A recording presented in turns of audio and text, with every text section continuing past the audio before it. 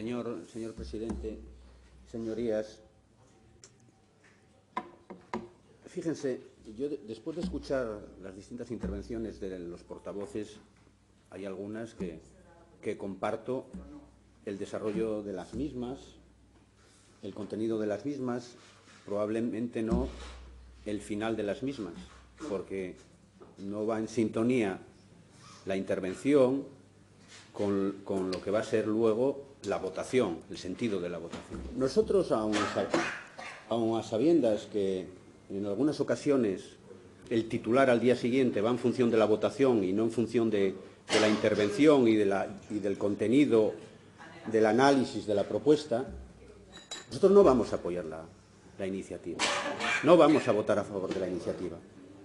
Nos pareció una intervención, la del señor Leal, muy atinada, la de la señora Fernández muy atinada.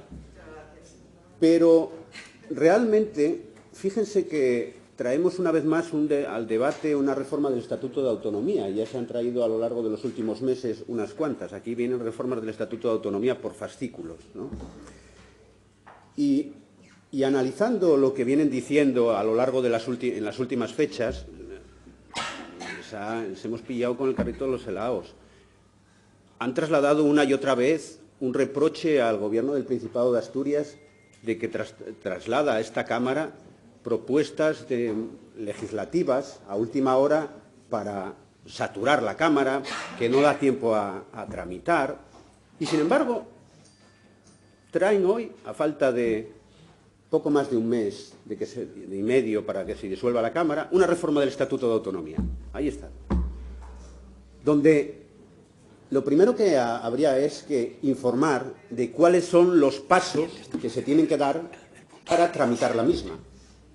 Porque el reglamento de esta Cámara indica cómo se tiene que hacer. Una tramitación similar a un proyecto de ley, con la singularidad que se tiene que dar un plazo de 30 días para la presentación de enmiendas. Con la singularidad que toda vez que los 3/5 de esta Cámara voten a favor de esa reforma, se tiene que trasladar al Congreso de los Diputados para su aprobación.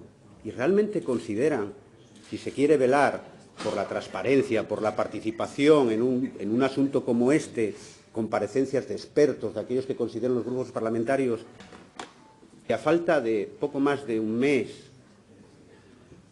se puede traer una reforma del Estatuto de Autonomía.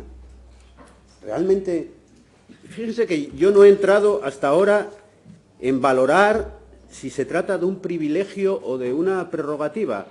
Alguien lo comentó por aquí. Algún parlamentario, el señor Ripa, por ejemplo, ha tenido la oportunidad de valorar si se ha sentido privilegiado o no. Ha tenido una sentencia favorable. Imagínese que no hubiese sido en ese sentido.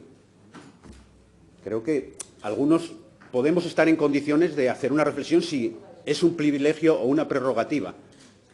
Yo no la considero un privilegio, con independencia que creo que a nosotros, al Partido Socialista, estamos en condiciones de trasladar que se tiene que hacer una modificación en este sentido. Miren, el Gobierno de España, allá por el 30 de noviembre, aprobó una propuesta de reforma constitucional para limitar los aforamientos de los miembros del Ejecutivo, diputados y senadores al ejercicio del cargo, con una modificación del artículo 71.3 y del 102 de la Constitución.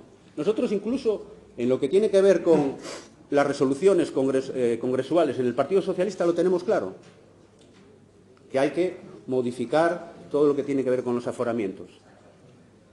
Ahora bien, a falta de un mes y medio no. Nosotros no nos encontramos incómodos en este debate, ni mucho menos. Es verdad que se ha influido a lo largo de los últimos años en la sociedad a la hora de trasladar una imagen que no es real de la figura del aforamiento. Y en eso somos todos responsables, unos más que otros. Nosotros, por lo menos, creo que menos responsables de haber trasladado una imagen falsa de lo que es la figura del aforamiento. Por lo tanto, yo no me extraña que les sorprendan que digamos que se trata de un paripé, de un señuelo electoralista, de un postureo, el traer una iniciativa como esta, a falta de mes y medio para disolver la Cámara. Y esperan que al menos nuestro grupo también apoye la iniciativa, compartiendo o no que haya que modificar el estatuto en esta materia. Miren, nosotros ya les digo que no nos vamos a quedar con solamente el tratar de trasladar una imagen hacia afuera de quedar bien. Todos apoyamos la eliminación de los aforamientos. Nosotros somos consecuentes, rigurosos con lo que hemos dicho en otras propuestas que se han traído a esta Cámara recientemente, a finales del año pasado, de modificación del Estatuto de Autonomía.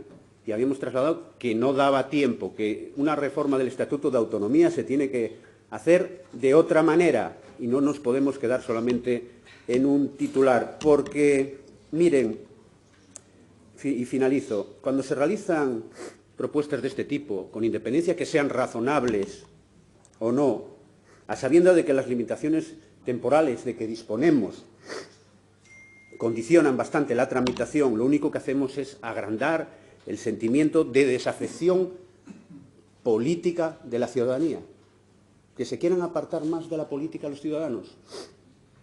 Y yo creo que no podemos contribuir a ello.